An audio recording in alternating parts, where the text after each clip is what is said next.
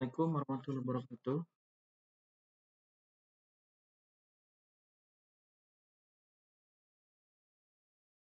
Selamat malam semuanya.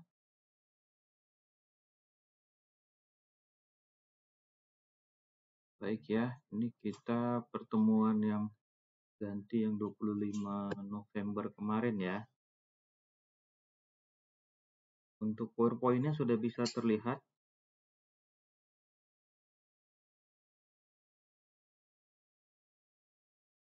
Nah,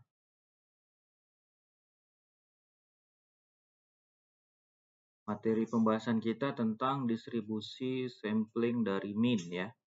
Jadi di mana ya distribusi sampling dari mean ini pada sampel merupakan distribusi mean aritmatika dari seluruh sampel acak ya yang berukuran N yang mungkin yang dipilih dari sebuah populasi.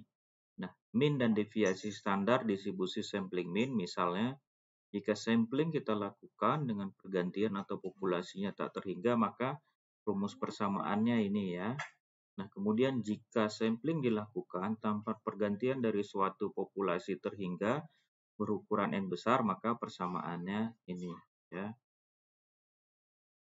Nah, mean dan deviasi distribusi sampling mean itu merupakan nilai N-nya yang paling besar adalah N lebih besar dari 30, di mana distribusi sampling mean mendekati suatu distribusi normal yang terlepas dari bentuk asli distribusi populasinya ya. Nah, jika populasi itu memiliki distribusi normal, maka distribusi sampling mean juga itu akan terdistribusi secara normal untuk nilai N berapapun ya. Itu tidak tergantung pada ukuran sampelnya. Nah, deviasi standar dari sebuah distribusi sampling mean itu disebut juga dengan error standar daripada mean. Ini merupakan contoh ya, contohnya dari distribusi sampling dari mean di mana 500 cetakan logam memiliki berat rata-rata 5,02 N dan deviasi standar ya 0,30 N. Probabilitas suatu sampel acak dengan ukuran sampel 100 cetakan itu dipilih akan mempunyai berat total ya antara 496 sampai dengan 500 N.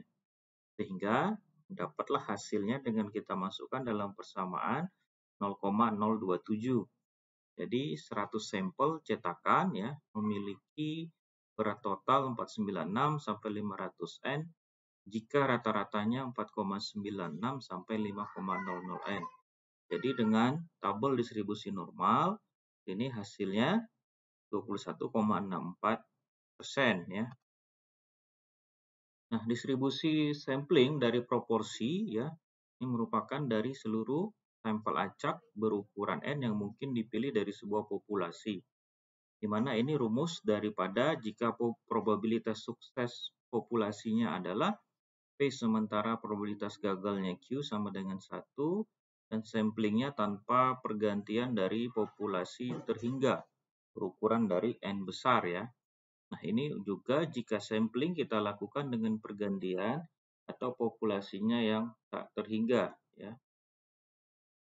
Nah, untuk nilai N yang besar, N30 dari distribusi sampling proporsi itu mendekati suatu distribusi normal, mana itu mengikuti distribusi binomial ya. Ini merupakan contoh dari divisi pengendalian mutu pabrik perkakas ya. Misalnya mesin mencatat ada 2% dari mata bor ya yang diproduksi mengalami cacat. Kemudian jika dalam pengiriman satu batch ya produk terdiri dari 400 mata bor, maka kita dapat menentukan probabilitas banyaknya mata bor yang cacat 3% atau lebih sehingga dapat dihasilkan distribusi sampling proporsinya 0,007.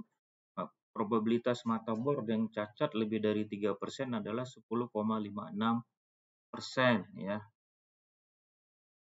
Ini dari distribusi sampling dan proporsi ya. Selanjutnya adalah pembahasan kita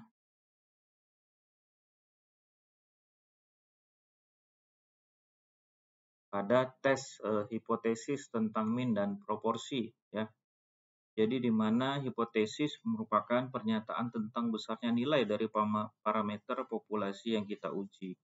Sedangkan hipotesis dari sisi testing, prosedur pengujian ya, hipotesis populasi ini menggunakan informasi dari sampel dan teori probabilitasnya ya. Uji hipotesis rata-rata, ini ada beberapa langkah yang ada, itu rata-rata sampel dengan rata-rata hipotesis. Kemudian beda dua rata-rata untuk data independen, baik itu sampelnya besar maupun sampel yang kecil. Dan terakhir beda dua rata-rata untuk data observasi yang berpasangan. Nah, ini dia contoh dari soal hipotesis rata-rata ya. Misalnya ya, suatu biro perjalanan menyatakan bahwa waktu yang diperlukan untuk menempuh perjalanan dari kota A ke kota B itu adalah 12,3 jam. Maka sampel ya sebanyak 6 kali perjalanan. Jadi perjalanan waktu ya dengan menggunakan tingkat signifikansi 5% ya. Maka masuklah ke tes hipotesis tentang mean dan proporsinya. One sample statistik, dapat standar errornya, mean-nya, kemudian ada one sample testnya di bawahnya. Kemudian dari sisi uji hipotesis beda dua rata-rata dengan sampel independen, ya tujuannya untuk apa? Untuk menguji hipotesis ya tentang perbedaan dua rata-rata populasi. Kemudian uji beda dua rata-rata populasi ya dengan DF N1 tambah N2 kurang 2 lebih kecil daripada 30. Kemudian uji beda rata-rata ya dua rata-rata populasi dengan DF N1 tambah N2 kurang 2 lebih besar sama dengan 30. Nah, ini merupakan rumus ya untuk menentukan nilai hitung sampel kecil. Kemudian ini rumus untuk menghitung nilai sampel besar ya.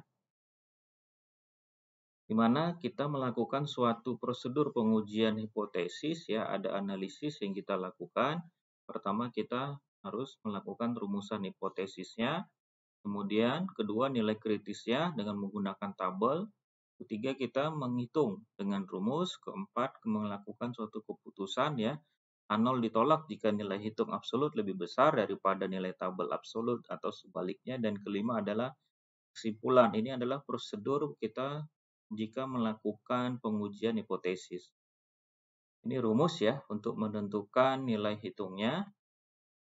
Kemudian masuk kita ke uji hipotesis proporsi populasi. Nah, di sini tujuannya untuk menguji hipotesis ya terhadap proporsi populasi berdasarkan informasi yang kita peroleh dari sampel. Biasanya menggunakan distribusi Z ya.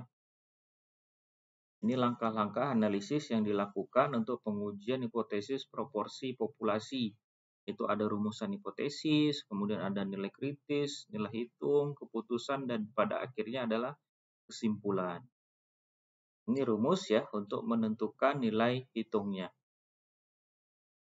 Nah, ini ada misalnya contoh ya, contoh uji hipotesis proporsi.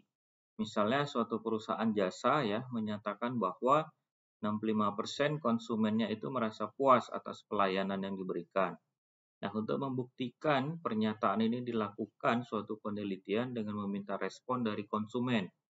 Nah, setelah kita melakukan suatu survei, diperolehlah informasi dari 250 konsumen yang memberi respon, terdapat 165 konsumen menyatakan puas. Ya, kemudian ada sampel yang diperoleh dengan tingkat signifikansi 5%, sehingga jawabannya kita masukin dari sisi rumusan hipotesis, H0V sama dengan 0,65, HHV tidak sama dengan 0,65, nilai kritis Z sama dengan lebih kurang 1,96, nilai hitung Z sama dengan 0,33, keputusan H0 diterima. Dengan dapat kita simpulkan konsumen yang menyatakan puas adalah 65%. Nah, demikian ya untuk materinya ya. Materi tentang tadi ada variabel rata-rata hipotesis ya dari sisi proporsi dan juga dari sisi populasi. Selanjutnya silahkan diaktifkan videonya ya. Saya mau ambil rekod absensi kita untuk layar 1 ya.